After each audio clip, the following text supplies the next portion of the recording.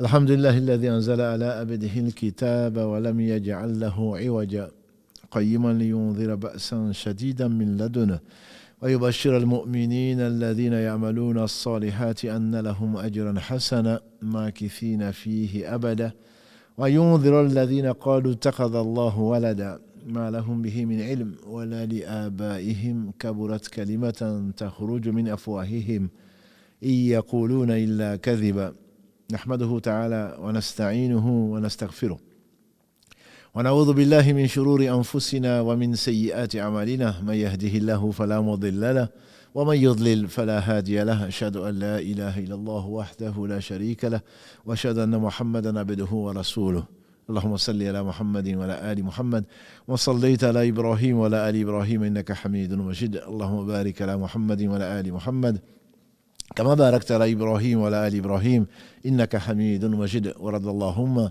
عن الخلفاء الراشدين والصحابة أجمعين ومن تبعهم بإحسان إلى يوم الدين أما بعد السلام عليكم ورحمة الله وبركاته. Mes sœurs, mes frères, les louanges, les remerciements, les éloges sont un droit absolu d'Allah, le premier qui n'a pas de début, le dernier qui n'a pas de fin, l'apparent, le dominant sur toute chose, le subtil, le bien informé, l'absolu, celui qui se passe de tout et dont tout a besoin. C'est le parfait dans son essence, dans ses noms et attributs et dans tous ses actes qui oscillent entre d'une part sa bonté, sa miséricorde et d'autre part sa justice, basée sur son omniscience et sa sagesse. Nous le louons, nous revenons vers lui repentants. Nous demandons protection contre les conséquences de nos péchés, les tendances de l'âme. Celui qui Allah guide, nul ne saura l'égarer. Celui qui est privé de sa guidée, nul ne saura lui montrer le droit chemin, le seul droit chemin. J'atteste donc qu'il est le seul digne d'adoration. J'atteste de la véracité, de l'exemplarité, de la prophétie de Muhammad ibn Abdillah, qu'Allah bénisse ce prophète, sa famille, ses compagnons, et tous ceux qui les auront suivis dans le droit chemin, on nous fasse l'honneur d'en faire partie. Ensuite donc, bienvenue dans ce live, dans cette série, donc sur l'au-delà. Au-delà donc de cette vie, qui n'est qu'éphémère, pour une vraie vie, la vie éternelle, ce sera soit le paradis, qu'Allah nous compte parmi ses habitants, soit alors ce qu'on aura mérité, qu'Allah nous en préserve, des conséquences de nos péchés. Et donc, louange à celui qui a tout créé sans besoin. À lui, tout revient sans qu'il rien ne se réalise. Il a interdit l'injustice. Il s'est interdit l'injustice et il a rendu l'injustice interdite. Nous allons parler aujourd'hui, Inch'Allah, dans cet épisode 7, de la reddition des comptes. La reddition des comptes qui a bien entendu des principes, qui a également un déroulement et beaucoup d'appréhension pour nous pécheurs. Et tout fils d'Adam est pécheur et soumis à l'erreur, comme l'a dit le prophète sallallahu alayhi wa sallam. Les meilleurs d'entre eux sont ceux qui reviennent vers Allah repentants, qu'Allah nous compte parmi ceux-là. Puisque, comme disait Ibn Qayyim, فَمَنْ لَمْ يَتُبْ فَأُولَٰئِكَ هُمُ الظَّالِمُونَ. Allah dit dans la sourate Al-Hujurat 49, verset 10, si ma mémoire est bonne, et celui et ceux de mes serviteurs qui ne se repentent pas, voilà les injustes, injustes vis-à-vis d'eux-mêmes, injustes vis-à-vis d'Allah, injustes vis-à-vis d'autrui. Et donc c'est pour cela qu'à cause de cette justice, Allah subhanahu wa ta'ala a voulu qu'il y ait un jour, nous en avons parlé, après la mort, de la résurrection. Après donc la grande intercession réservée au maire des hommes, Mohammed, qu'Allah le bénisse, cet homme par qui Allah a ouvert les yeux à l'aveugle. Il a montré le chemin à l'égaré. Il a certainement permis aux sourds mieux d'entendre et de se rappeler Allah subhanahu wa ta'ala. Qu'Allah bénisse donc ce prophète, on ne saurait certainement pas, on ne devrait pas aimer une créature plus que lui, alayhi salatu wassalam. En effet, si on veut atteindre en tout cas les sommets, si on veut être rapproché d'Allah subhanahu wa ta'ala, il faudrait qu'il dise Wallahi, ou par celui qui détient mon âme dans sa main, aucun d'entre vous ne sera véritablement croyant, jusqu'à ce qu'il m'aime plus que ses pères et mères, plus que ses enfants, plus que lui-même. Quand on sait ce qu'il nous a apporté, le Père, qu'est-ce qu'il nous a apporté? Qu'Allah les bénisse, nos pères et mères. En tout cas, les récompenses pour ce qu'ils ont fait, les guides, et la fasse miséricorde pour ceux qui sont morts, soumis à Allah subhanahu wa ta'ala, ils nous ont apporté beaucoup. Et Allah nous enjoint de leur témoigner l'excellence. Mais au-dessus de cela, plus que nous-mêmes, plus que nos enfants, celui à qui on doit le plus d'amour, certainement c'est Muhammad sallallahu alayhi wa sallam. Allah a conditionné son amour lui-même dans la sourate Al-Imran 3, verset 31. Allah dit à son prophète de dire Qul ya Muhammad, in kuntum tuhibbuna Allah fattabi'uni, yuhibbukum Allah wa yaghfir lakum dhunubakum wallahu ghafurur rahim. Dis-leur ya Muhammad, si vous prétendez aimer Allah, suivez-moi. Donc l'amour d'Allah est conditionné par le suivi du Muhammad sallallahu alayhi wa sallam. Qu'Allah bénisse donc ce prophète, sa famille, ses compagnons et tous ceux qui les auront suivis dans les droits chemins. C'est lui qui disait, et on le comprend mieux avec du recul, Man kana yu'minu billahi wal yawmil akhir, falyaqul khayran aw liyasmut, par exemple. Souvent il disait, celui qui croit en Allah et au jour du jugement dernier. Je me suis posé la question, et bien avant moi, certainement, les intelligences sont posé la question, pourquoi il associe ces deux choses. Et pourtant, comme on le sait, la foi à l'iman est basée sur 6 articles. Croire en Allah, en ses anges, en ses messagers, en ses livres, au jour du jugement dernier et au destin. Mais pourquoi le jour du jugement dernier? En y réfléchissant, c'est probablement à cause de la reddition des comptes. Parce que celui qui a fait le bien du poids d'un atome le verra, celui qui a fait le mal du poids d'un atome le verra. Et rien ne sera caché. Et rien ne peut être caché au subtil, au bien informé. L'omniscient, celui qui sait ce qui est, ce qui a été, ce qui sera, ce qui n'a pas été, si ça avait été, ce que ce sera. Exalté soit-il, subhanahu wa ta'ala. Donc après que Allah ait accordé la permission au prophète Muhammad sallallahu alayhi wa sallam de se prosterner devant le trône, de demander que Allah tranche entre ses créatures, Allah lui dira, c'est sur cela qu'on avait fini l'épisode 6, relève la tête, ya Muhammad, tu seras exaucé, demande et on va te combler. Et il va demander à Allah de trancher les différends. Et Allah lui permettra de faire entrer une partie de sa communauté par la porte de droite, ceux qui n'auront aucun châtiment, parce qu'ils n'auront aucun compte. Qu'Allah nous compte parmi ceux-là, ils seront vraiment à l'abri de la grande frayeur ce jour-là, le jour où l'homme comparaîtra devant son Seigneur, le Seigneur des mondes. Allah yadhunnu ulaika annahum mab'uthun li yawmin 'azim yawma yaqumu an-nasu li rabbil alamin. Allah parle des fraudeurs, et ce ne sont pas seulement ceux qui fraudent avec les impôts ou autre chose, des fraudeurs. Il y en a beaucoup dans cette communauté. Ceux-là ne savent-ils pas qu'ils vont comparaître un jour énorme, un jour immense. Yawmun 'azim. C'est quel jour? Yawma yaqumu an-nasu li rabbil alamin, le jour où les gens comparaîtront devant le Seigneur des mondes. Il n'y aura d'intercession que par sa permission, pour qui il voudra. Et donc ce jour, Allah subhanahu wa ta'ala va trancher tous les différends. Al-Hisab, en arabe, c'est les comptes. C'est également le calcul. Quand on parle Hisab al-Falaki, on parle du calcul astronomique. C'est le dénombrement. La racine donc de Hisab, Ha-Sin Ba, c'est le dénombrement. Les Arabes appellent ça, mais dans la religion, c'est le fait de comparaître devant Allah et qu'il montre les actes bons ou mauvais. Et c'est pour ça qu'on parle de reddition des comptes. Et si ce se fera un jour, et tout le monde est concerné. Tout le monde est concerné, sauf cette poignée de 70 000 multipliée par 70, comme l'a dit le prophète sallallahu alayhi wa sallam, par la miséricorde d'Allah. Hormis cela, tout le monde va rendre des comptes. Et alors, ces comptes sont bien entendu de différentes façons, comme on le verra, Inch'Allah. Chaque peuple, chaque personne rendra compte en dehors de cela. Et il y a différents types de comptes. Le prophète, alayhi salatu wassalam, un jour meilleur qu'aujourd'hui, notre mère Aïcha, qu'Allah l'agrée, dans ce qui a été rapporté dans le Musnad de l'imam Ahmad, qu'Allah lui fasse miséricorde, le 4e des 4, fondateur de Madahib, d'école jurisprudentielle. Ahmad a rapporté que notre mère Aïcha disait que le prophète sallallahu alayhi wa sallam disait: Oh Allah, accorde-moi un décompte ou une reddition des comptes facile. Une reddition de compte facile. Elle lui dit, Ya Rasulallah, sallallahu alayhi wa sallam, c'est quoi un décompte indulgent? Il a dit, alayhi salatu wa sallam, c'est le fait que Allah appelle son serviteur, il voit ce qu'il a fait, et ensuite on lui en tient pas rigueur. On lui en tient pas rigueur. Donc il y a ce décompte-là qui est indulgent. Mais à côté de cela, dans la sourate Inshiqaq, qu'on traduit par la déchirure, la sourate numéro 84, Allah dit فَأَمَّا مَنْ أُوتِيَ كِتَابَهُ بِيَمِينِهِ فَسَوْفَ يُحَاسَبُ حِسَابًا يَسِيرًا وَيَنْقَلِبُ إِلَى أَهْلِهِ مَسْرُورًا.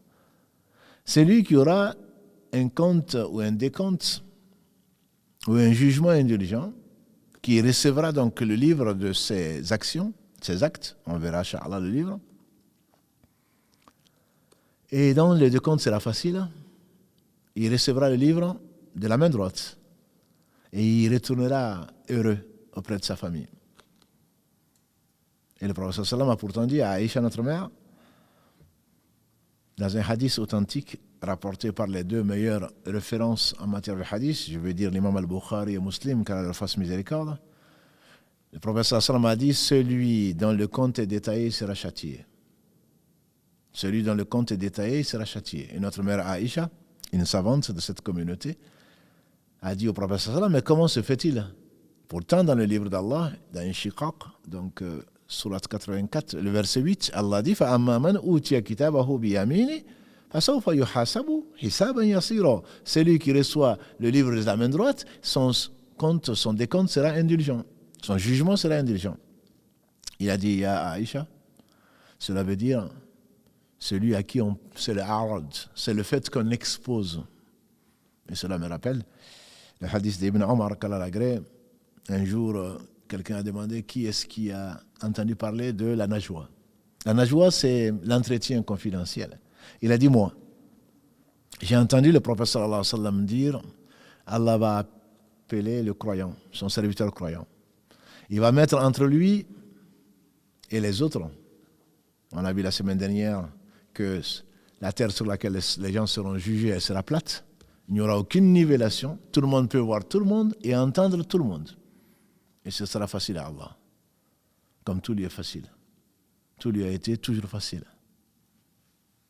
Et donc Allah va appeler son serviteur croyant.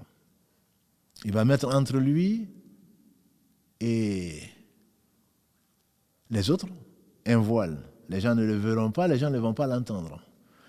Mon serviteur, tu as fait tel péché, et tel péché, et je t'ai pourtant accordé tel et tel bienfait. Le serviteur n'aura pas d'autre chose à dire que oui Seigneur, Allah va lui exposer. Son livre sera là et tout ce qui a été fait sera inscrit. Les anges l'ont fait. Kiramun katibin, des nobles écrivains, comme le dit Allah subhanahu wa ta'ala dans la sourate Abasa 80. Et ils savent ce que vous faites. Ma yalfidhu min qawlin illa ladayhi raqibun atid. Allah dit dans la sourate Qaf 50, il n'y a pas une parole qui est prononcée sans qu'il y ait un écrivain qui le note. Le livre sera donc là et exposer tout ce qu'on a fait. Il n'y manquera rien. La preuve, c'est que ceux qui auront un jugement pas indulgent, dans la sourate Al-Kahf, la sourate 18, la caverne que vous lisez tous les vendredis, parce que le prophète sallam nous a conseillé de le faire parce que ça illumine ta semaine. Le verset 49, Allah dit, quand les injustes verront, ils vont dire, quand ils verront ce livre, Ma li hadha al-kitab, la yughadiru saghiratan wa la kabiratan illa ahsaha. Fawajadu ma amilu hadira wa la yadhlimu rabbuka ahada. Les injustes diront, mais qu'est-ce qu'il a ce livre à n'omettre ni petite action, ni grande. Et Allah dit, ils trouveront ce qu'ils ont fait. Et ton Seigneur n'est pas injuste. Il ne prime personne.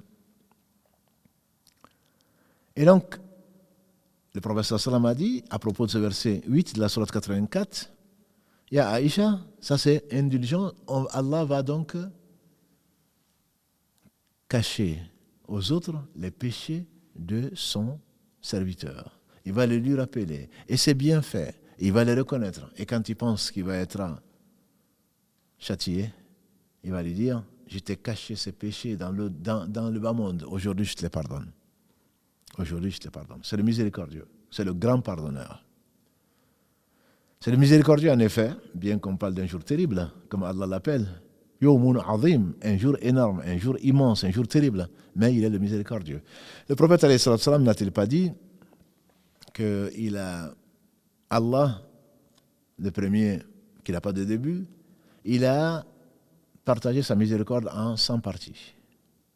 Il a fait descendre une seule partie depuis qu'il a créé. De ce centième procède toute miséricorde qui existe sur terre. Même le fait qu'une jument, quand elle met bas, elle lève le pied pour ne pas écraser son poulain. L'amour entre nous ou la miséricorde entre nous dépend également de celle-là, mais pas seulement au XXe siècle ou au XXIe siècle. Depuis qu'Allah a créé jusqu'à la fin des temps, ça ne représente qu'un centième de la miséricorde d'Allah. Il a gardé les 99 centièmes pour nous pardonner. Pour pardonner à celui qui est venu repentant vers lui. Donc, Hisaban Yassira, un jugement indulgent, c'est le fait juste de te montrer. Et Allah ne dit-il pas dans la sourate Zalzala 99, versets 7 à 8, Faman ya'mal mithqala dharratin khayran yara, c'est comme ça que les savants l'expliquent. Celui qui a fait le bien du poids d'un atome le verra, wa man ya'mal mithqala dharratin sharran yara, et celui qui a fait le mal du poids d'un atome le verra. Donc on dit, quand le jugement est indulgent, Allah te l'expose juste. Bien entendu, ça c'est par rapport à les droits d'Allah, tes négligences. On dit que le prophète, alayhi salam, quand il sortait des toilettes, comme vous le savez, c'était un homme. Il nous a montré même comment se nettoyer. Quand il sortait des toilettes, il disait plutôt, Ghufaranak, ta miséricorde Seigneur, ton pardon Seigneur. On dit parce que il demande pardon à Allah de n'avoir pas pu le mentionner pendant ces moments-là, puisque dans les toilettes ou les endroits réservés à ça, on n'a pas mentionné le nom d'Allah subhanahu wa ta'ala. Il demandait plus de 70 fois par jour dans une version, celle de Bukhari, dans celle de Muslim, 100 fois par jour demander pardon à Allah, à cause de l'imperfection de l'homme, y compris des prophètes alayhim salatu wassalam. Que dire alors de nous? Donc tout ce qui concerne Allah, nos négligences, nos péchés vis-à-vis de lui, on ne saurait jamais le remercier, jamais faire sa louange comme il l'a fait lui-même et comme il le mérite. Tout ce qu'il a fait nous a donné comme bienfait. Nous avons déjà vu, donc cette sourate, si vous en souvenez, 102, Takathur, où le prophète sallam est sorti un jour meilleur qu'aujourd'hui, avec Abu Bakr et Omar, et Abu Huraira, qui raconte ce hadith, dit qu'il attendait quelqu'un pour aller le faire manger parce qu'il avait faim. Et quand ils ont été chez un Ansar qui n'ont pas trouvé, mais qui est revenu tellement heureux, et on peut imaginer sa joie, tellement heureux d'avoir les meilleurs hôtes sur la terre, le prophète d'Allah, sallallahu alayhi wa sallam, le meilleur des hommes après les prophètes, Abu Bakr, et celui qui le suit, Omar. Il a dit, je suis le plus comblé. Il a donc demandé de sacrifier une brebis, et le prophète, alayhi salatu wa sallam, qui a été envoyé comme miséricorde pour les univers, ne lui a-t-il pas demandé, vérifie si elle n'est pas grosse, si elle ne porte pas en elle un agneau. Auquel cas, en voulant sacrifier une bête, tu vas en sacrifier deux. Tu vas prendre la vie de deux. Qu'Allah bénisse ce prophète qui a été si calomnié injustement. Une miséricorde pour les univers, pas que pour les musulmans, pas que pour les hommes, pour les univers, a dit Allah subhanahu wa ma arsalnaka illa rahmatan lil alamin. Sallallahu alayhi wa sallam. Et le prophète alayhi sallam, quand il a mangé, c'est qu'il aimait bien, on a vu la semaine dernière, l'épaule de l'agneau. Quand il a mangé, il est sorti, il a dit, Ya Abu Bakr. On est sorti le ventre vide. On rentre chez nous le ventre plein. Et sur cela, on sera interrogé. Même les prophètes seront interrogés, puisqu'ils demandaient sur leur mission. Et qu'est-ce que leur peuple leur a répondu? Nuh, alayhi salam, Allah va l'interroger. Il y a Nuh, Noé, premier messager. faisant partie des 5 plus grands messagers que la terre a portés, qu'Allah le bénisse. Est-ce que tu as fait parvenir ton message? Ça, c'est le prophète Nuh, le messager Nuh, le deuxième père de l'humanité, comme on aime bien l'appeler, après qu'Allah ait détruit les habitants de la terre, sauf les 80 familles d'Ibn Abbas, qu'Allah l'a ainsi que son père, qui l'ont accompagné, ainsi qu'un couple de chaque espèce, que les croyants. Ils ont dit qu'il n'était que 80 familles. Allah va lui demander, Nuh, est-ce que tu as fait parvenir ton message? Il va dire, Seigneur, j'ai fait parvenir mon message. Il va demander au peuple de Nuh, Nuh a-t-il fait parvenir son message? Le peuple va dire non. Pourtant, il est resté avec eux, en train de les appeler 1000 ans moins 50, comme on l'a vu, 950 années. Le peuple va dire non. Et Allah va dire à Nuh, quels sont les témoins? Quels sont tes témoins? Quels sont les gens qui vont témoigner que tu as fait parvenir ton message? Il va dire la communauté de Mohammed sallallahu alayhi wa sallam. Allah va nous appeler. Il va nous demander, est-ce que vous témoignez que Nuh a fait parvenir son message? On dira oui. Et Allah va nous demander, et quelles sont vos preuves? Et nous dirons, Inch'Allah, parce qu'on l'a trouvé dans le Coran. Nous allons témoigner pour Nuh. Même les prophètes seront interrogés sur ce qu'ils ont apporté, que dire alors des autres. Qu'Allah nous compte parmi ceux qui ne seront pas jugés, et encore moins châtiés. Donc je disais, le prophète sallam dit, donc, celui à qui on expose, on ne fait qu'exposer ses œuvres, ceci concerne, disais-je, ce qui est entre Allah et toi. C'est une négligence de le remercier. Le prophète alayhi salatu wa sallam nous a dit, quelqu'un qui s'assoit quelque part sans mentionner Allah, qu'Allah nous pardonne. Dans un majlis, dans un groupe, dans une assise, ou tout seul, il s'assoit, il parle de tout ou rien, ou il ne dit rien. Il se lève, il s'en va, il sera interrogé, parce qu'il a négligé d'invoquer Allah subhanahu wa ta'ala. Il sera interrogé sur ce moment qu'Allah lui a donné. Quelqu'un qui a été éprouvé par la leucémie, le cancer du sang, me disait il n'y a pas si longtemps, chaque jour que Allah fait, chaque fois que le soleil se lève, c'est un cadeau. Ce n'est pas un verset du Coran, mais c'est bien vrai. Parce que demain, tu n'auras pas ce temps-là. Combien de gens regretteraient? Combien de gens donneraient la terre et ce qu'elle contient pour faire une seule prosternation? Comme l'a dit le prophète sallallahu alayhi wa sallam. Une fois qu'ils sont morts, ils ne pourront plus prier. Il n'y a plus de prière. Donc profite, disait Ibn Omar Kalalagré, quand tu es au matin, n'attends pas le soir. Quand tu es au soir, n'attends pas le matin. Prends sur ta vie pour quand tu seras mort et sur ta santé pour quand tu seras malade. Donc celui-là recevra là, bien que les livres sont peut-être nombreux, celui-là recevra, grâce à la miséricorde d'Allah subhanahu wa ta'ala, qu'il a réservé le pardon d'Allah. Il recevra son livre de la main droite. Et mes frères et sœurs, la première communauté qui va être jugée sera la communauté de Mohammed sallallahu alayhi wa sallam. Le prophète alayhi salatu wa sallam, il a dit, nous qui sommes arrivés en dernier en tant que communauté, puisqu'il n'y a pas de prophète après lui, nous serons les premiers à être jugés. On prie Allah de compter parmi cette minorité qui ne sera pas jugée. Mais la communauté sera jugée. Hadith rapporté par les deux, Al-Bukhari et Muslim, qu'Allah leur fasse miséricorde. La première chose sur laquelle l'homme sera interrogé, la première chose, ce sera la prière. Le prophète alayhi salatu salam a dit, la première chose sur laquelle l'homme sera interrogé, ce sera la prière. Allah va dire aux anges, regardez le livre de la prière de mon serviteur. Regardez le livre de la prière de mon serviteur. Si la prière est complète, en groupe, Allah multiplie cela par 25 ou 27. Et il ajoute à qui il veut, sauf si tu es à Médine, c'est multiplié par encore 1000 par rapport à une autre mosquée. À la Mecque, c'est 100 000. Et Allah accorde ce qu'il veut à qui il veut. Si la prière a été acceptée, mais on a de sa prière, a dit le prophète sallam, que l'endroit, au moment où on est concentré, chacun d'entre vous, il a dit, alayhi salatu sallam, n'a de sa prière que la moitié, le tiers, le quart, jusqu'au 10e. Parce que c'est seulement là où tu es concentré, qu'Allah nous pardonne. On fait des prières administratives. Pourquoi on commence par la prière?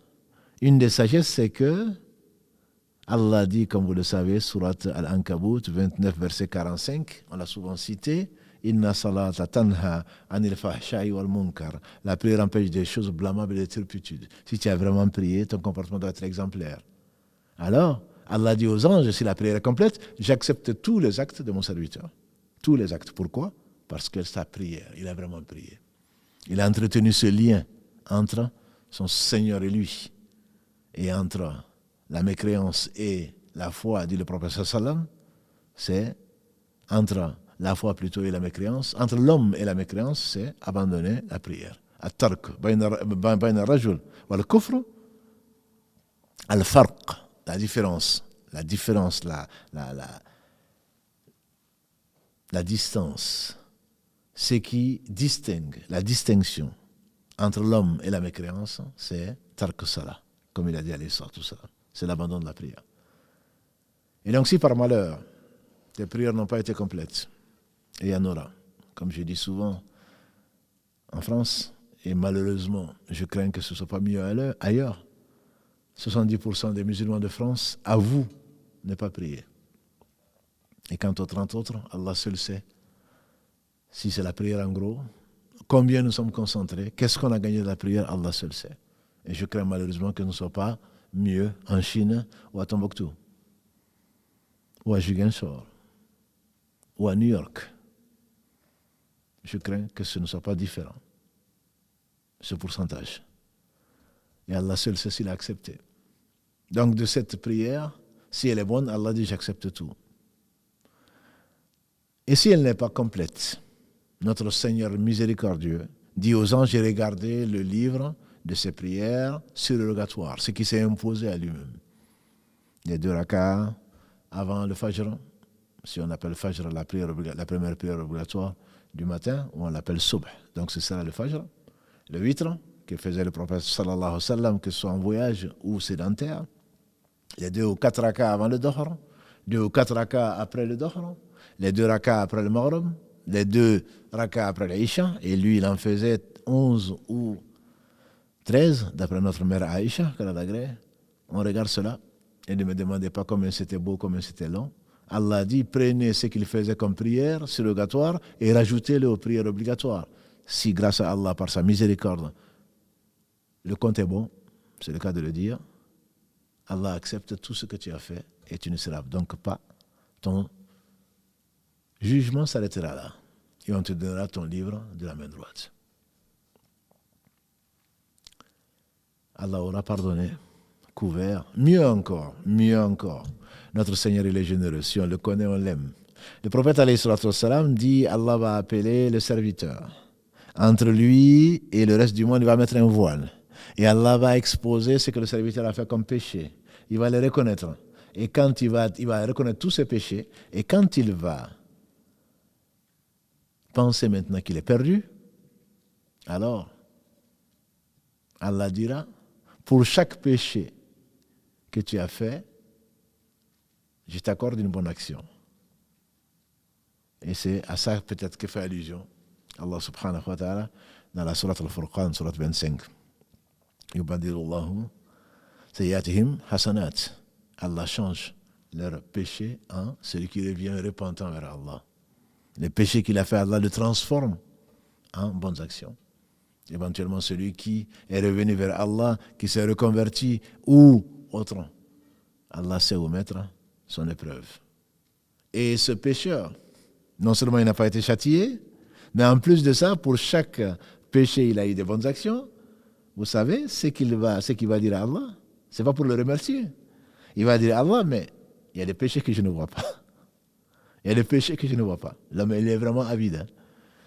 Allah te préserve de son châtiment, des conséquences de tes péchés, et après tu revendiques néanmoins. Il dit qu'il y a des péchés que je ne vois pas. Et j'imagine le prophète sallallahu alayhi wa sallam en train de sourire, c'est le meilleur des hommes, et c'était le plus souriant des hommes sallallahu alayhi wa sallam, même si c'était une affaire qui est grave.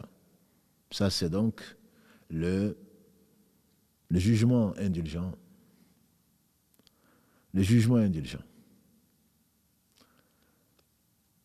Et quand on continue, on prend le verset 9 de la sourate 84, Inshiqaq.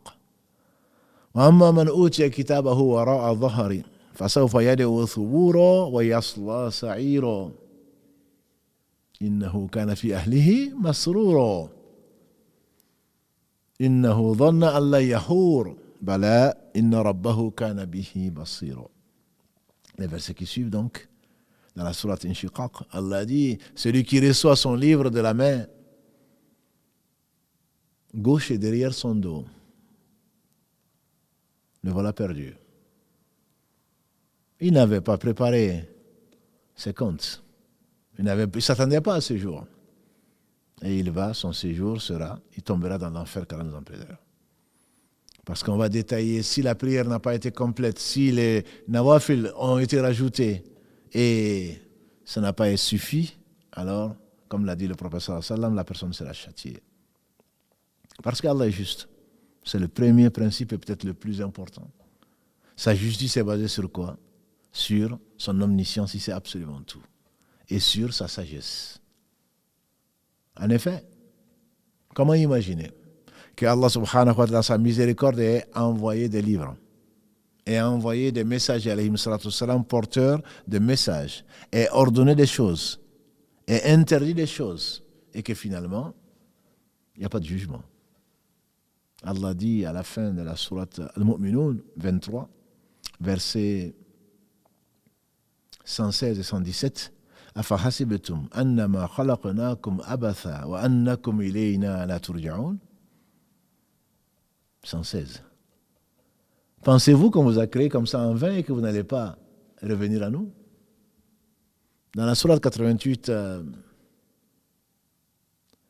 Al-Ghashiyah, Allah dit Inna alayna iyabahum, thumma inna alayna hisabahum.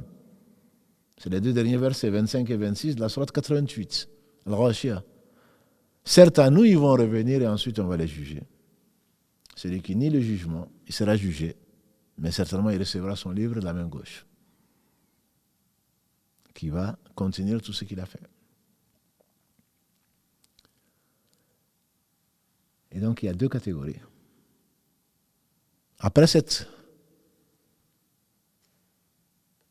jugement indulgent, il y a le jugement sévère. Parmi les jugements sévères, dans les jugements sévères, il y a deux catégories. Un jugement qui envoie directement en enfer puisqu'il n'y a pas de bonnes actions. Celui qui n'a pas cru en Allah, ou en ses anges, ou à un de ses versets, ou à un seul des prophètes. Kaddabat Thamoud al-Mursalun. Al-Mursalun. Les Thamoud, les Had, le peuple de Lut, le peuple de Nuh, ils ont démenti pas seulement leurs prophètes, Hud, ou Saleh, ou Nuh. Non, ils ont démenti tous les prophètes. Celui qui ne croit pas à un seul prophète a mécru à tous les prophètes. Celui qui ne croit pas à une partie du Coran a démenti la parole d'Allah entièrement. Donc ceux-là, ils ont associé à Allah leur passion ou autre chose. Ceux-là, ils n'ont pas de bonnes actions. Ceux-là ne seront même pas jugés. On va juste leur exposer ce qu'ils ont fait. Et ils seront témoins. Ils seront témoins eux-mêmes. Comme Allah le dit dans la sourate A'raf 7, verset 37, Allah dit, ils vont témoigner eux-mêmes que c'était eux les injustes. Ce jour, il y aura des témoins. On ne peut pas mentir. Allah dit notamment dans une sourate que beaucoup connaissent, la sourate Yassine, qui récite malheureusement sur les morts seulement, alors que Allah dit dans la même sourate, لِتُنذِرَ مَنْ كَانَ حَيًّا, afin que tu avertisses celui qui est vivant. Le mort, à quoi ça lui sert? Que tu l'avertisses. Que tu avertisses ceux qui sont vivants. Dans cette sourate Yassine, verset 65, Allah dit اليوم نختم على أفواههم وتكلمنا أيديهم وتشهد أرجلهم بما كانوا يكسبون. Ce jour, la langue sera cousue, la bouche sera cousue. C'est les mains et les pieds qui vont parler de ce qu'ils ont fait. Allah dit dans la sourate 41, c'est lui, la vue, la peau qui vont témoigner de ce qu'ils ont fait. Allah dit dans la sourate Zalzala 99, إذا زلزلت الأرض زلزالها, jusqu'à ce qu'ils disent بأن ربك أوحى لها, parce que la terre va parler ce qui a été fait sur elle. C'est la terre qui va témoigner, les endroits qui vont témoigner. C'est là que tu as désobéi à Allah. C'est là que tu as fait ceci, c'est là que tu as fait cela. Les yeux, lui, c'est toi qui as écouté, c'est toi qui as parlé, c'est toi qui as regardé. La peau, c'est toi qui as touché. Et bien sûr, tu reprocheras à la peau ce que tu as reproché. Mais ce sont des témoins et Allah suffit comme témoin. Les anges auront tout noté. Et donc ce jour-là, les criminels, les injustes n'auront pas de secoureurs. Ceux qui ont associé quoi que ce soit à Allah, Allah dit dans la sourate An-Nisa, 4 verset 48 et dans le verset 116, on commence à les connaître par cœur. Inna Allah la yaghfiru an yushraka bihi wa yaghfiru ma duna dhalika liman yasha. Allah ne pardonne pas que l'on lui associe quoi que ce soit. En dehors de ça, il pardonne à qui il veut. Donc ça, c'est la pire des injustices. Luqman ne dit-il pas, Ya Bunay, on l'a vu un peu samedi, Ya Bunay, la tushrik billah, inna shirka la zulmun azim. Oh mon cher fils, n'associe rien à Allah. Parce que l'association, c'est une injustice énorme. C'est le plus grand péché, c'est le seul péché que Allah ne pardonne pas pour celui qui meurt dans cet état. Et donc celui qui associe quoi que ce soit à Allah, il annule ses actes.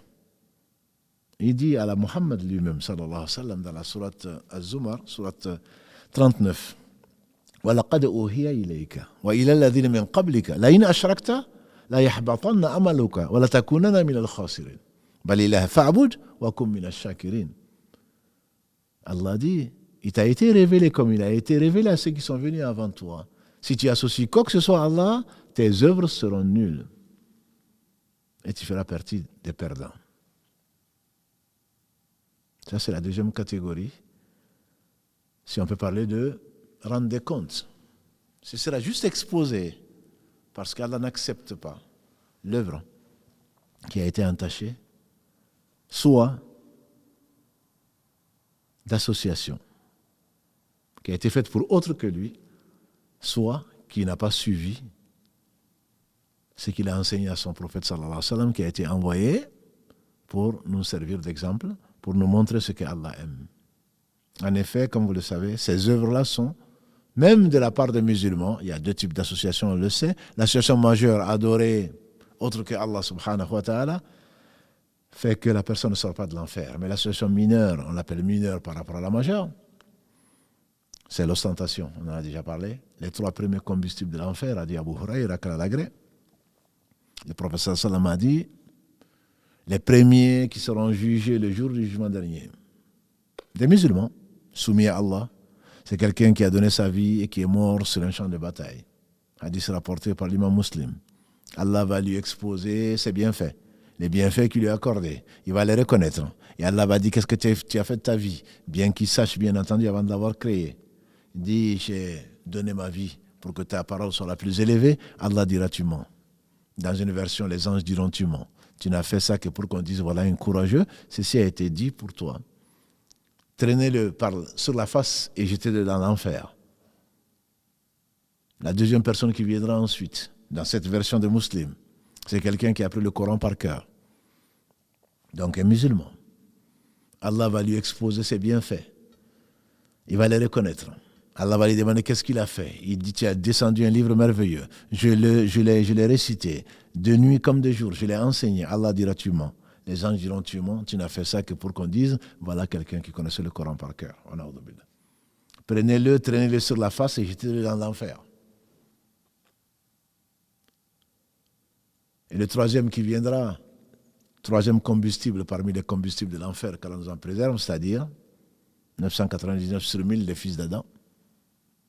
Le troisième qui va être jeté dans l'enfer pour donner l'exemple, Allah va lui demander, qu'est-ce que tu, après lui avoir exposé ses bienfaits, et tout bienfait vient de lui. On a dit dans la sourate 16, verset 53, Allah dit, وَمَا بِكُم مِّن نِعْمَةٍ فَمِنَ اللَّهِ. Tout bienfait qui vous arrive, ça vient d'Allah. Et nous n'en doutons pas. Les bienfaits de la foi, de l'islam, de la santé, de la subsistance, de la joie, de tout. Ça vient d'Allah. Et ce troisième, Allah va lui demander, bien qu'il sache, qu'est-ce que tu as fait des bienfaits que je t'ai accordés? Il dira, Seigneur, tu m'as accordé beaucoup de biens matériels. J'ai dépensé. Il n'y a pas de porte de biens que tu aimes que j'ai laissé sans dépenser pour toi. Allah dira, tu mens. Tu as fait ça pour qu'on dise, voilà quelqu'un de généreux. Ça a été dit dans le bas monde, aujourd'hui tu n'auras que l'enfer. On le traînera sur la face et on le jettera dans l'enfer. Ça, ce sont les 3 premiers combustibles de l'enfer et ensuite on va continuer avec les autres. Ce sont des musulmans. Je ne dis pas qu'ils resteront dans l'enfer, ça on verra chez Allah plus tard et différentes formes d'intercession, mais ils ne vont quand même pas échapper à l'enfer, qu'Allah nous en préserve. Ça, ils l'ont fait, ils ont fait du mal à eux-mêmes parce qu'ils ont associé à Allah qui dit « Je suis celui qui se passe le plus d'associés ». Quelqu'un qui m'associe dans son œuvre une créature donc, alors je laisse ça à ma créature. Et le prophète sallallahu alayhi wa sallam disait, ce que je crains le plus pour vous, c'est la petite association, l'association mineure. On dit qu'est-ce que c'est? Il dit Ar-Riya, l'ostentation. Au jour du jugement dernier, Allah dira que chacun aille chercher sa récompense auprès de celui pour qui il a fait la chose. Or, ce jour-là, Allah seul pourra récompenser. Qu'Allah nous pardonne et nous guide et qui nous protège et nous assiste contre nous-mêmes. Ça, ce sont des fautes faites contre soi-même, qui sont non seulement nulles, mais ce sont des péchés à moins que Allah subhanahu wa ta'ala nous les efface. Mais je dirais pire encore, si on peut en parler ainsi, c'est celui qui, je parle de nous bien sûr musulmans, qui vient au jour du jugement dernier, a dit le prophète sallallahu alayhi wa sallam, Ataderuna man il muflis. Est-ce que vous savez l'insolvable? Vous connaissez l'insolvable? Ils ont dit oui. L'insolvable, pour nous, c'est celui qui vient sans argent, sans bien matériel. Il a dit non. L'insolvable de ma communauté, c'est celui qui vient avec beaucoup de prières, beaucoup de jeûnes, beaucoup de sadaqa, beaucoup de bonnes actions. Il a frappé un tel, insulté tel autre, pris le bien de tel autre. Alors, ils viendront se plaindre.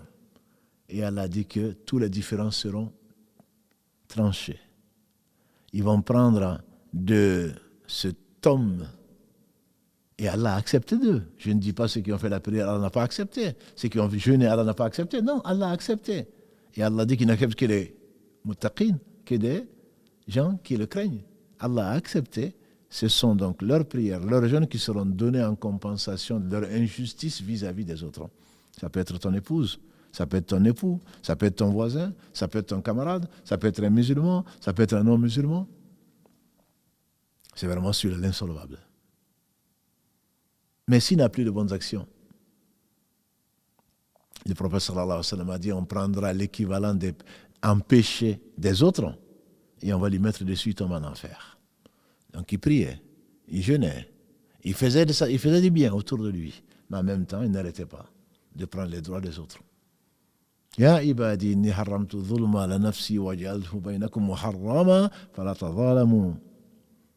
L'injustice, c'est quoi? C'est de prendre le droit de l'autre. Mes serviteurs, dit Allah dans ce hadith Qudsi, rapporté par Abu Dhar, consigné par l'imam muslim, oh mes serviteurs, je me suis interdit l'injustice, je vous la rends interdite, ne vous faites pas injustice. La justice d'Allah, elle est parfaite. Et donc Allah va prendre de ses bonnes actions, puisqu'il en a. Pas celui qui ne croit pas en lui, pas celui qui ne croit pas au jour du jugement dernier, il n'a pas de bonnes actions. Pas celui qui a innové et qui a suivi autre que la voie du prophète sallallahu alayhi wa sallam. Allah ne l'accepte pas. Ce sont les deux conditions pour qu'Allah accepte des musulmans. Alors, le perdant, c'est celui-là. L'insolvable, c'est celui-là. La justice d'Allah, mes frères et sœurs, elle est parfaite comme lui, c'est le parfait. Et elle ne concerne d'ailleurs pas, une parenthèse, que les humains et les djinns seront jugés. La justice d'Allah est tellement parfaite, a dit le prophète sallallahu alayhi wa sallam, que 2 béliers dans ce bas monde. 2 béliers dans ce bas monde. Un qui a des cornes, parce qu'Allah l'a créé comme ça, cette race. et un qui n'a pas de corne, de la même race, et que le bélier de la corne a tendance, bien entendu, à prendre le dessus, se bagarrer avec un bélier qui n'a pas de corne, il va prendre le dessus. Comme aujourd'hui, on va dire des gens qui se croient forts physiquement, qui vont prendre le dessus sur les gens qui sont faibles. Le bélier qui n'a pas de corne viendra au jour du jugement dernier en disant au Seigneur, il a profité, il a abusé de ses cornes et il m'a tapé avec. Allah va faire que le bélier qui n'a pas de corne va prendre sa revanche. Et ensuite, ils ne seront ni au paradis ni en enfer, puisque ce ne sont pas des êtres responsables, ils vont devenir poussière. Même les animaux seront tranchés. Que dire alors entre les hommes? Que dire alors entre les hommes? Que ce soit nos enfants, que ce soit nos parents, que ce soit le voisin, que ce soit le non-musulman, que ce soit le musulman. Même les péchés vis-à-vis des animaux. Le prophète sallallahu alayhi wa sallam a dit, il y a une femme. Cette femme, elle avait une chatte. Elle a séquestré la chatte. Non seulement elle ne lui a pas donné à manger ni à boire, mais elle a séquestré la chatte et elle n'a pas pu aller, la chatte n'a pas pu aller toute seule, aller chercher les petites bêtes de la nature pour se nourrir. À cause de cela, la chatte est morte, puisqu'elle a été séquestrée, elle est morte de faim et de soif.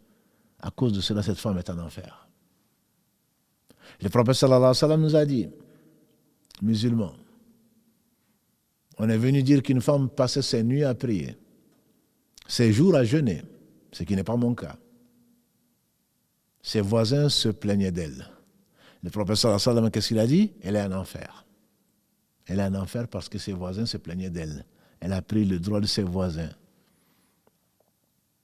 Et donc, on ne peut demander qu'à Allah, subhanahu wa ta'ala, de nous préserver contre les conséquences de nos péchés. Ça, c'est la troisième catégorie, entre guillemets, d'injustice que Allah ne pardonne que si elle est réparée. C'est pour cela qu'il faut, quand une injustice, pour un péché, il faut demander pardon à Allah, regretter, arrêter, décider de ne plus jamais le refaire. Mais si l'engage, le péché concerne qui que ce soit d'autre, une autre créature, il faut réparer autant que faire se peut. Demander pardon, rendre ce qu'on a volé. Mais quand on fait de la médisance, qu'est-ce qu'on fait? De celle-là, beaucoup d'entre nous vivent en jurant que c'est vrai. Comme l'a dit le prophète sallallahu alayhi wa sallam, la médisance, c'est pire encore que l'inceste, d'avoir des rapports avec son père ou avec sa mère. Et pourtant, c'est la brosse à dents de beaucoup, malheureusement. Que ce soit dans les mosquées ou en dehors des mosquées. Et donc, les gens viendront. Les anciens, quand on disait que les gens les critiquaient et faisaient de la médisance, les anciens pieux, les salaf salih, on rapporte d'eux, quand on vient leur dire un tel a mal parlé de toi, il t'a insulté autre chose, il paraît qu'il y a parmi eux, ils prenaient, s'ils avaient beaucoup de vêtements, ils en donnaient un pour aller leur offrir à celui qui les a critiqués. Mais comment se fait-il? Ils ne pouvaient pas le comprendre. Il dit parce qu'il vient de me passer, de faire un virement sur mon compte au jour du jugement dernier. Et on comprend mieux pourquoi la langue, surtout la langue, comme l'a dit le prophète sallallahu alayhi wa sallam à Mu'adh, tient celle. Est-ce que tu sais ce qui retient tout ça?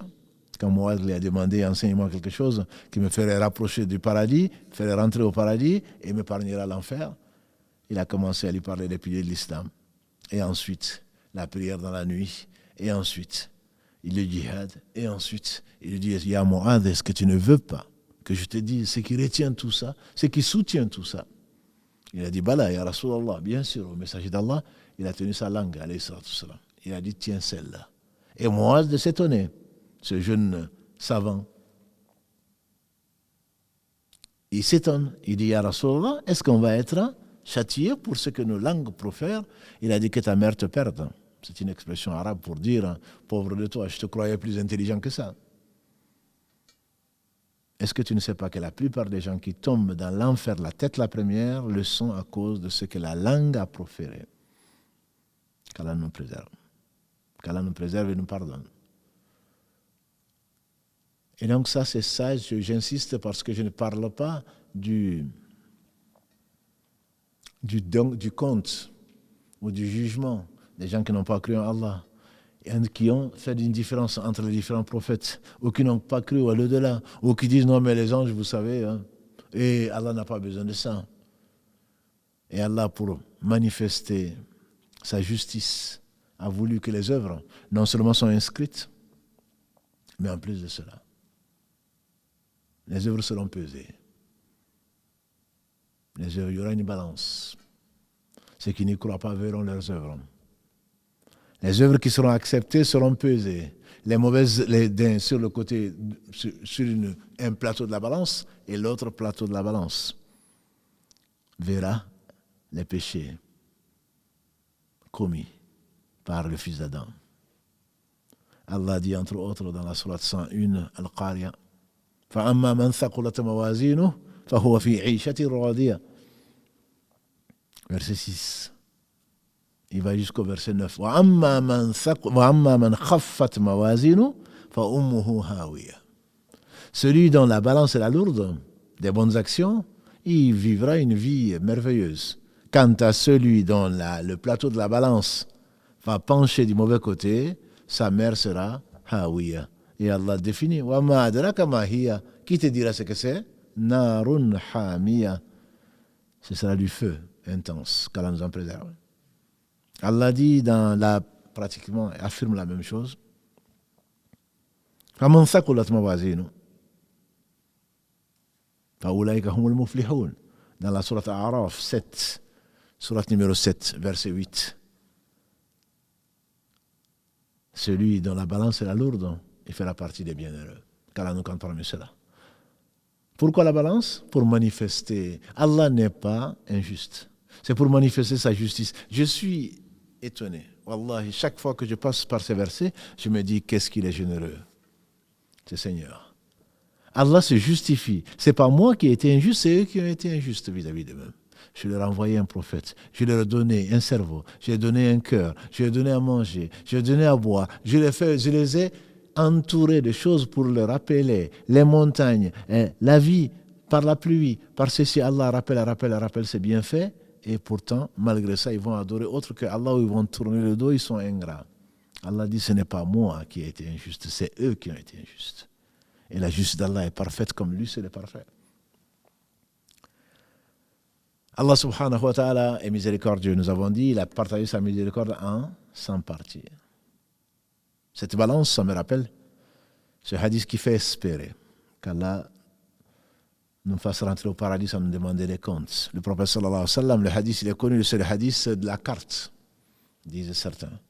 Un homme de ma communauté a dit, le prophète sallallahu alayhi wa sallam viendra le jour du jugement dernier avec 99 registres.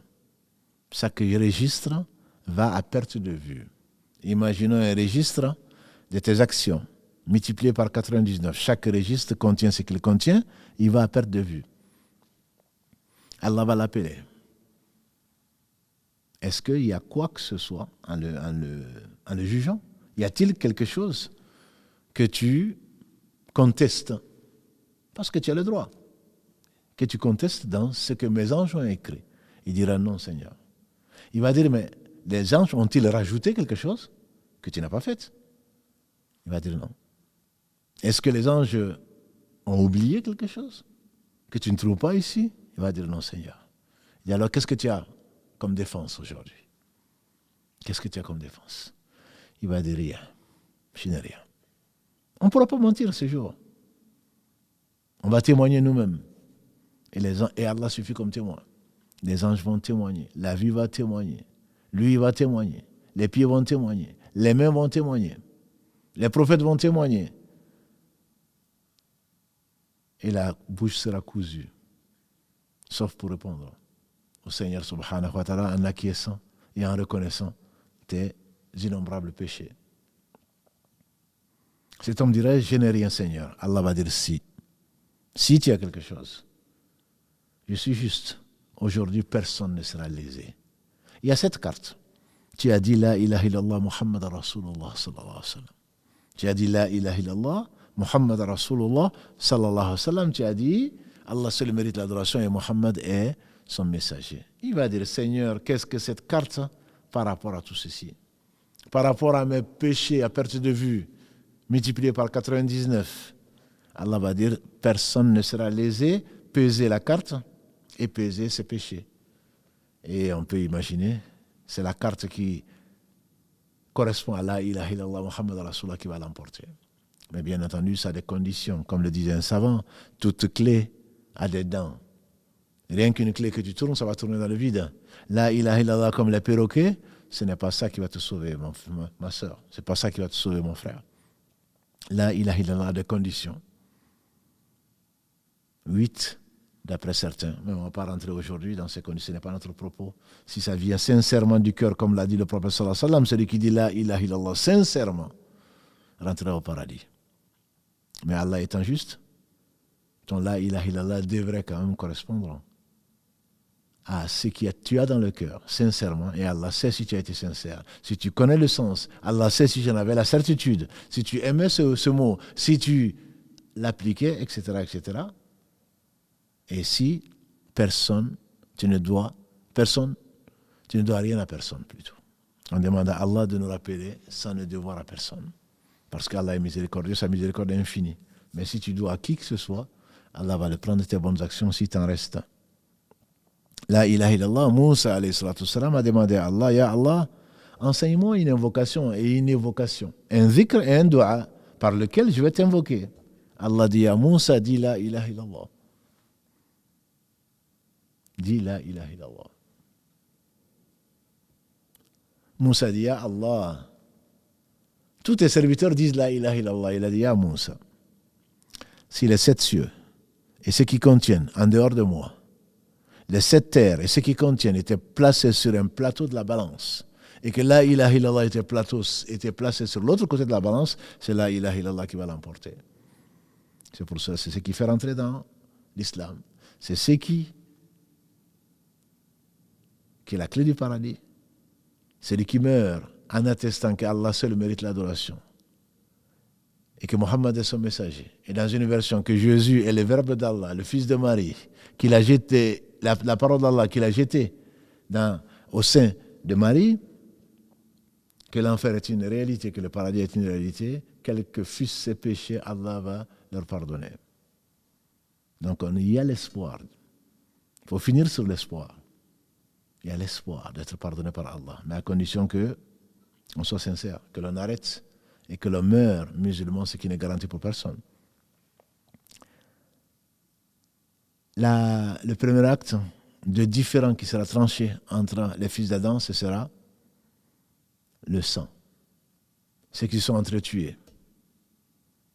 Comme vous le savez, Caïn et Abel, Qabil et Habil, quand l'un a été jaloux de l'autre, Ibn Qayyim disait c'est l'une des sources de tous les péchés, la jalousie, qui a amené Satan en enfer, parce qu'il a été jaloux d'Adam. Ce fils d'Adam a été jaloux de son frère parce qu'Allah a accepté une aumône qu'il a avancée pour Allah, et Allah n'a pas accepté de lui. Au lieu de demander à Allah d'accepter de lui, de demander pardon à Allah, non, il l'a tué. Et comme l'a dit le prophète sallallahu alayhi wa sallam, toutes les personnes ne meurent injustement sur la terre tuées si cela ne remonte pas jusqu'au premier fils d'Adam, Qabil, qui a tué son frère Habil parce qu'il a donné l'exemple. C'est pour cela que celui qui fait du bien et qui est suivi, comme l'a dit le prophète sallallahu alayhi wa sallam, par d'autres qui font le bien, il a non seulement la récompense, mais la récompense de tous les gens qui vont le suivre. On imagine Muhammad sallallahu alayhi wa sallam, on ne fait rien dans l'adoration d'Allah subhanahu wa ta'ala qui ne nous a pas été enseigné par lui. Je pense aux compagnons du prophète sallallahu alayhi wa sallam qui ont transmis ceci. Ils ont certainement, qu'Allah les bénisse, la balance lourde grâce à Allah. Mais personne ne rentrera au paradis, comme l'a dit le prophète sallallahu alayhi wa sallam, par ses propres œuvres. Même toi, il dit même moi, si ce n'est qu'Allah me fera miséricorde. Quant au malheureux, certainement il va prendre son péché, il va prendre le péché également de ceux qui l'ont suivi, qui l'ont pris comme modèle. Et ils se disputeront en enfer, comme Allah le dit dans plusieurs versets dans la sourate Araf. Allah nous raconte, nous narre leurs disputes. Mais chacun aura sa part. Mais on verra ça, Inch'Allah, une autre fois. Le principe de justice, donc, est ce principe-là. C'est l'une des règles de la reddition des comptes. Et notre principe, c'est que nul ne supportera le fardeau de l'autre, d'une autre personne. Dans l'islam, il n'y a pas de péché originel. Adam a péché par oubli, il a demandé pardon à Allah, Allah lui a pardonné. L'homme ne naît pas avec des péchés dans l'islam. Et quelqu'un ne va pas dire, moi je vais prendre tes péchés, comme on l'entend parfois. Non, non, fais-le, moi je vais prendre tes péchés. Wala taziru waziratun wizra ukhra, Allah est juste. Ce serait injuste. Et loin d'Allah subhanahu wa ta'ala toute forme d'injustice. C'est toi qui l'as fait, c'est moi qui prends? Non. C'est pour cela que le péché n'est pas héritable. Même quelqu'un qui a fait un des plus grands péchés que l'usure, en achetant une maison à crédit et je ne sais quoi d'autre, tu hérites de cette maison, tu n'es pas concerné par le péché. Et quel grand péché! L'usure a 70 et quelques, 73 et quelques branches. Comme l'association Allah le shirk, a dit le prophète sallallahu alayhi wa sallam. La branche la plus basse de l'usure, c'est l'inceste, le fait d'avoir des rapports sexuels avec son père ou avec sa mère. Malgré cela, si tu hérites d'une maison comme ça, tu n'es pas concerné. Voilà, taziru waziratun wizra ukhra, dans plusieurs versets, dont le verset 7 de la sourate Az-Zumar, sourate 39, verset 7. Voilà, taziru waziratun wizra ukhra. Ça, c'est un des principes. Un autre principe, donc, est la miséricorde d'Allah subhanahu wa ta'ala qu'on a vu. Et un principe également, c'est le fait que Allah subhanahu wa ta'ala, la bonne action, il la multiplie par de 10 à 700 fois. De miséricordieux. Quant à la mauvaise action, Allah n'est pas injuste. C'est écrit comme une seule mauvaise action. Abdallah ibn Abbas, qu'Allah a ainsi que son père, il nous a dit que le prophète sallallahu alayhi wa sallam a dit, quand le fils d'Adam décide d'entreprendre une chose, une bonne chose, il l'a fait grâce à Allah, alors Allah dit à ses anges de l'inscrire de 10 à 700 fois, de le récompenser de 10 à 700 fois. S'il ne l'a fait pas, parce qu'il a été empêché, je ne dis pas qu'il a changé d'avis, comme certains peuvent comprendre le hadith. Je voulais faire ça, mais finalement je ne l'ai pas fait. Mais qu'est-ce qui t'a empêché de le faire? Une maladie, un voyage, l'oubli? Peut-être. Mais si tu as décidé de ne pas la faire, tu n'as pas fait une bonne action. Mais il décide de faire une bonne action. Il n'a quand même pas pu la faire. Allah lui demande aux anges de lui inscrire comme une bonne action entière. Mieux encore, il décide de désobéir à Allah, de faire un péché. De faire un péché, grâce à Allah, il revient, il ne veut pas faire ce péché, il renonce au péché, Allah dit aux anges de lui inscrire comme une bonne action entière. Mais si malgré la miséricorde d'Allah, malgré son inspiration, et Allah n'inspire que le meilleur, malgré les rappels, il fait quand même le péché, Allah dit aux anges d'inscrire un seul péché. Et s'il revient vers Allah, grâce à Allah, Allah lui pardonne le péché. Ça, c'est un des principes du jugement et de la miséricorde d'Allah subhanahu wa ta'ala. Celui qui le connaît, il l'aime. Personne, comme on a dit, ne rentrera au paradis à cause par ses œuvres, comme nous l'a enseigné le prophète sallallahu alayhi wa sallam. Donc le jugement et les comptes, c'est ce qui fait réfléchir. Et j'aimerais bien terminer avec ça. C'est pour cela que dans l'éducation des cœurs et des âmes, les savants nous enseignent ce qu'on appelle le muhasaba, qui vient de hisab. C'est la même racine. On le comprend, même sans être arabophone. Le muhasaba, c'est le fait de se demander des comptes soi-même. En fait, il y a Omar ibn Khattab, Kalalagré, s'il y avait un inspiré dans la communauté, ce aurait été lui. Et il est au paradis. N'en déplaise à ses ennemis. Il est au paradis. Omar ibn Khattab, on lui fait dire Hasibu anfusakum qabla an tuwazanu. Demandez-vous des comptes avant qu'on vous pèse vos actions. La pesée, je ne l'ai pas précisé. Il y a la pesée des œuvres, il y a la pesée des registres, il y a la pesée des gens. Ils ne pèseront pas lourd s'ils n'ont pas fait du bien. Allah sait faire les équivalences, bien sûr, celui qui les a établis. Et donc, l'homme doit se demander des comptes avant qu'il ne soit trop tard. C'est ce que disait Omar. Hasibu anfusakum qabla an tuwazanu.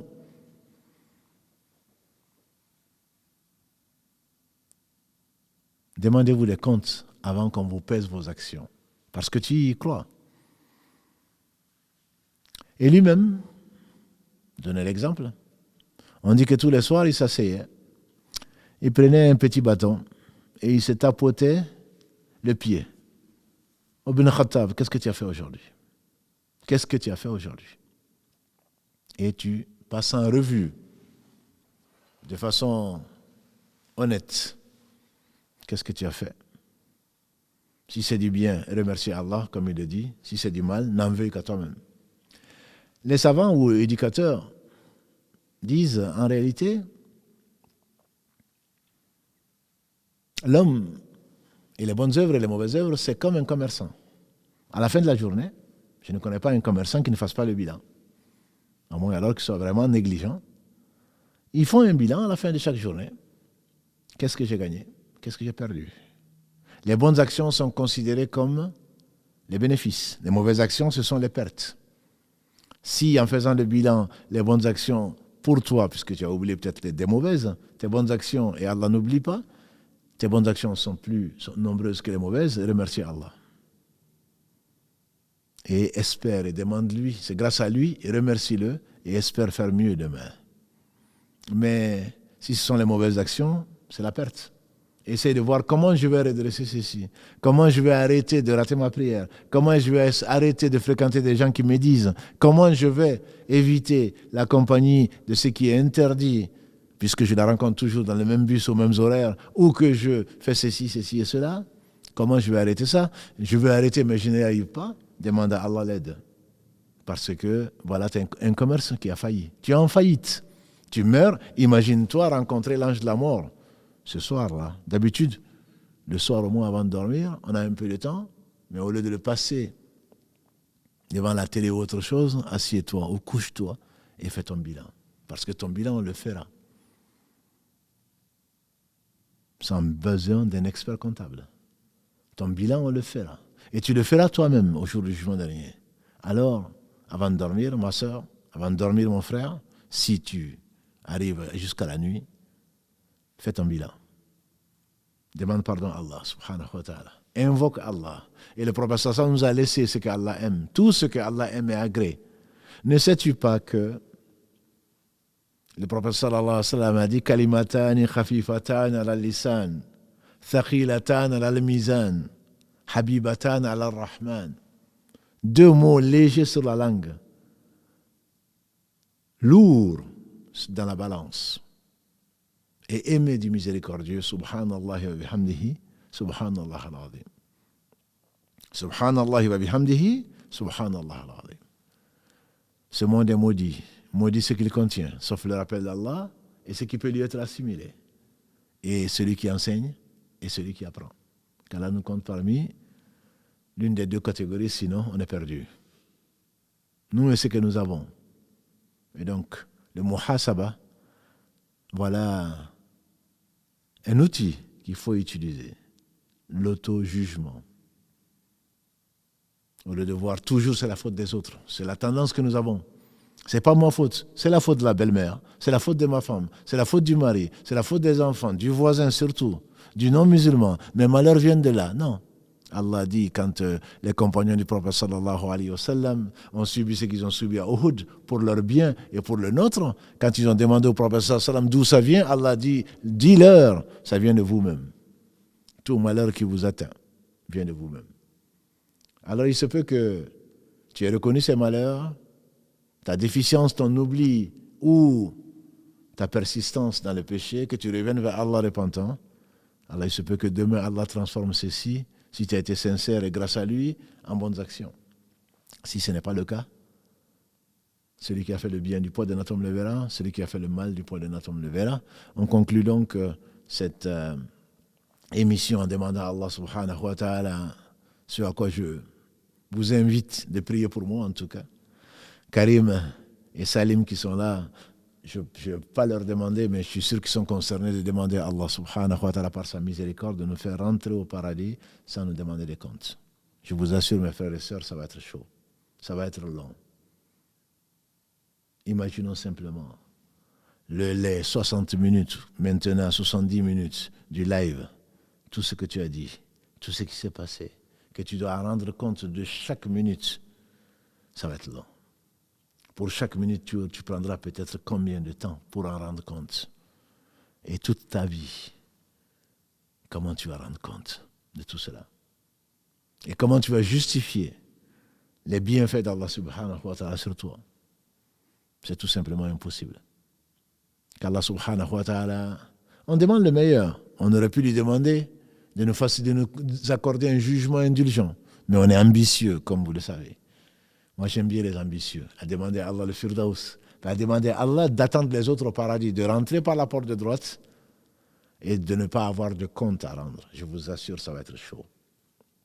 Qu'Allah subhanahu wa ta'ala nous accorde cette faveur, sa miséricorde entière, nous couvre dans ce bas monde et nous pardonne dans l'au-delà, ainsi que nos pères et mères et ceux qui nous ont précédés parmi les gens qui ont cru en lui et en ses messagers, qui ont cru au jour du jugement dernier. Et on comprend mieux pourquoi le prophète sallallahu alayhi wa sallam, le meilleur des hommes, disait souvent « Man kana yu'minu billahi wal yawmil akhir » celui qui croit en Allah au jour du jugement dernier. En effet, si tu crois au jour du jugement dernier, ma soeur, si tu crois au jour du jugement dernier, mon frère, tu réfléchiras et tu agiras après avoir réfléchi, en sachant que tu vas rendre compte de ce que tu as dit, de ce que tu as fait. Et par conséquent, nos comportements certainement changeront. Mais en dehors de cela, on fera partie des insouciants. Wala takunu, dit Allah dans la sourate Al-Hashr 59. Wala takunu kalladhina nasullah fa'ansahum anfusahum ulaika humul fasiqun. Ne soyez pas comme ceux qui ont oublié Allah. Allah a fait qu'ils sont oubliés eux-mêmes.